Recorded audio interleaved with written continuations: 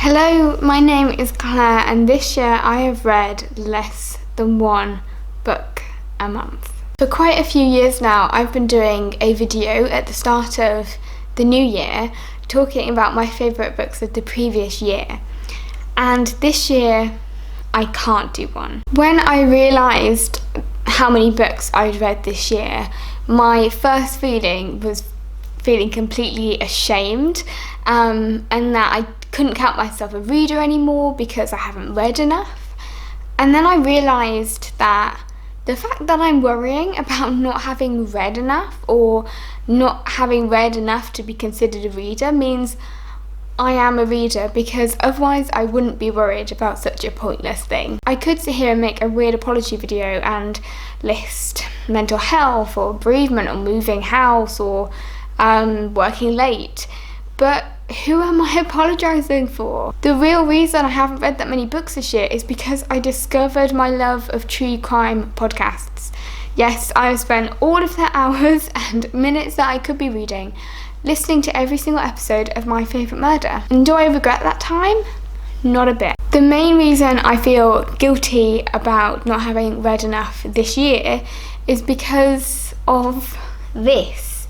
I make videos, even though I've never really considered myself like a booktuber, but a lot of my content is focused on books, and it's the same on Instagram. But I feel like I have a responsibility to be well read or to be always reading. One thing I realised after doing my degree was I just really struggle concentrating on reading.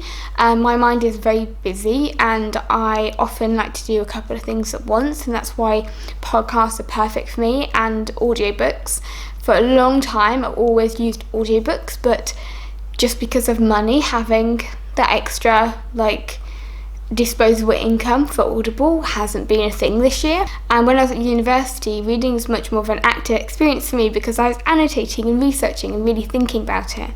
And so reading for pleasure and just sitting there and just reading, I've actually found quite difficult, and hence why I've just got distracted and have started loads of different books and not finished them, and also just haven't really felt the urge to just sit still and read in the way that I think I did when I was a little girl. Because of my presence on the internet, especially on Instagram and probably also here, I think people think I read a lot more than I do, or I think, you only see one particular side of a person on Instagram. As I said, when I looked at how many books I actually read, I felt like I couldn't be considered a reader, and I did discuss that in the video I did in April, even though March was actually a really good reading month for me. And then after I made that video, I had a good kind of burst of reading, and then it just completely stopped. So maybe talking about not reading will make me read again. When I rewatched the video, a lot of it was my concern over what other people would think. Would people, I don't know, think that I'm a fake for not reading as much? As I said, a lot of this comes down to what I think is the pressure or the impact of me being online as a bookish person and feeling guilty about it. And so I went to my Instagram and I asked you some questions, so thank you so much if you took time to actually answer them, because they're really interesting. So the first question I asked was, how many books do you think I read in a year? And this made me feel so bad.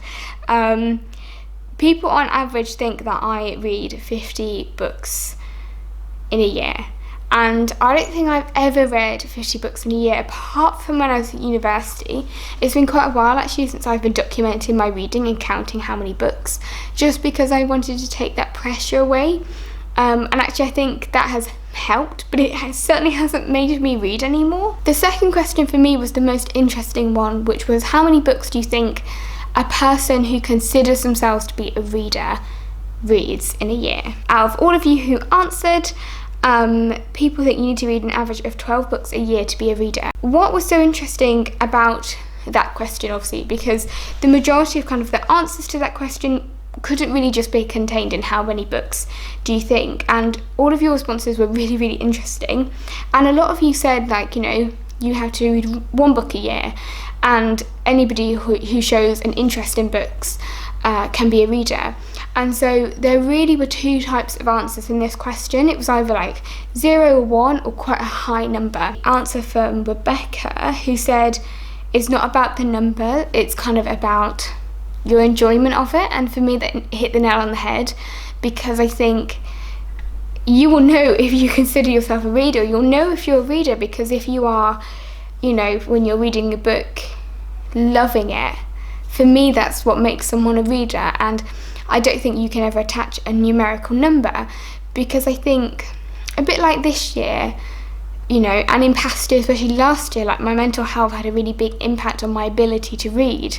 And there are quite a few of you who are really honest and open about your experiences, especially with things like mental health and chronic illness, because some years you just may not be able to read, but that doesn't mean you're not a reader because you love the act of reading. There were some of you, however, that said that you have to read 50 or 150 books a year, which I just don't think is the reality for a lot of people. I think what is interesting, I mean, I have to be aware that this question is going out to like quite a bookstagram heavy community on Instagram, so this isn't the normal world.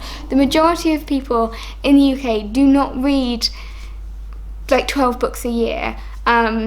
I would love people to read more, but ultimately life comes in the way, and money and access to libraries also has a big impact. When I was looking back at these answers, I realised how we pick a number that also validates ourselves as readers. Majority of the people who answered them were involved in kind of like the bookish communities online, hence why I guess they follow me. And so I think you said a number that makes you feel validated, it makes you feel comfortable.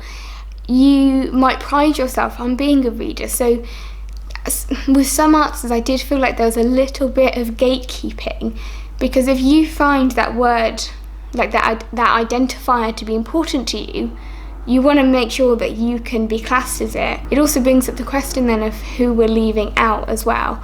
I think in discussions about what a reader is, there is always levels of classism in that conversation as well. But there are a lot of you who were really honest about it and said, actually I do think there's a certain number that considers myself a reader, but that is because that's what I feel guilty about if I don't achieve. And it's interesting how we've given ourselves this label, but it's also something that we kind of use to make ourselves feel bad. And then I was just nosy and I wanted to know the people who follow me on Instagram, how many books they read a year, and the average amount was 52. A lot of the people tended to put the number of books I read a year slightly higher than what they read in a year. That was when I was looking at who had actually answered the questions. And I thought that was interesting, and it shows that we do put people on the internet who maybe we perceive as being more bookish on a pedestal. Then I went on to do some polls on Instagram, and the first one was, do you secretly judge people for how many books they've read in a year? And this was interesting because 79% of people said never, and then 21% said sorry but yes. And I have a feeling that there is more people in the yes part of that question. I know I'm going against the data, but I think more people are judgmental. I think as humans we're quite judgmental, and so I kind of don't know if I believe that, mainly because I have previously judged people. Well, not judge people, in fact I don't know. Actually, screw that. I genuinely have never really cared if people read how many books people have read, because you could read 100 and I know billion books, and if you don't have anything to tell me about them, I don't care.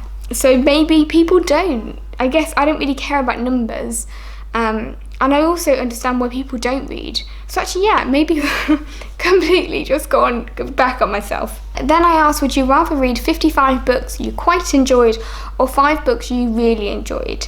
And 82% of people said 5 and 18% said 55. And obviously you will have a higher percentage of finding more books if you read more, but I am a big believer in quality over quantity. but I may just be saying that because I never read that many books. Then the last poll was, do you pride yourself on reading lots of books? And 57% of you said yes, and 43% of you said no. I found those questions really interesting, especially because it highlighted, I think, actually that numbers play quite a big part in our relationship with reading, especially online in bookish communities. And then it also makes sense that if you pride yourself on reading lots of books, if you don't do it, or if you don't do as much as maybe last year or as you did as a child, you will feel like you've let yourself down. Looking at how many books other people had read, feeling less of a member of this community and less of a reader. Based on my not so scientific evidence, I wouldn't be considered a reader, but ultimately being a reader is just a social construct. It doesn't mean anything, and it's completely subjective. Does that make me feel better? No. In one way, this year has been a really interesting reading year for me, because I actually read like some rom-coms and some romance fiction, which I haven't actually read in a long time, because previously I used to think that reading has to be useful. I have to be able to get something from it, just like at university. But actually, I fell in love with books like The Rules of Seeing and, you know, The Flat Share. And even though, sure, there's big life lessons in there, I was just whisked away with the characters and the love stories in the novels. And I don't think I'd actually allow myself to really just enjoy a book for the sake of reading before. So in fact, this reading year has been interesting for that. I also discovered the god that is Donna Tartt. And after reading Donna Tartt, you don't want to read anything else because you feel like you've read everything good in the world. I do need to maybe think about how I can incorporate more reading into my next year, into 2020. So for the first year, I'm actually giving myself a reading challenge. From January, I'm going to make sure that I read 10 to 15 minutes a day. That would fit perfectly into my commute time and into my lunch break. I do not want to make it something that I always feel like I'm failing, or I feel like I've let myself down, or not like I'm not a success at it. I don't want it to be something that is just another thing that I beat myself up over, because I do enough of that with other things. But I do think it is about me giving myself time, or trying to allocate time. I want it to become a part of my life again. I hope you enjoyed this confessional of a video, bit of bookish and Catholic guilt there. And maybe if you would like to get involved in like the 15-minute book challenge, which is what I'm going to be doing, I'm going to be starting it on my Instagram come the new year, and hopefully making more videos about it in the future, because a deadline motivates me, apparently. Thank you for watching this video, and I hope you've had a really good holiday season. I had a bit of time off work before getting back to the real life with your loved ones. I am going to start reading again, I promise.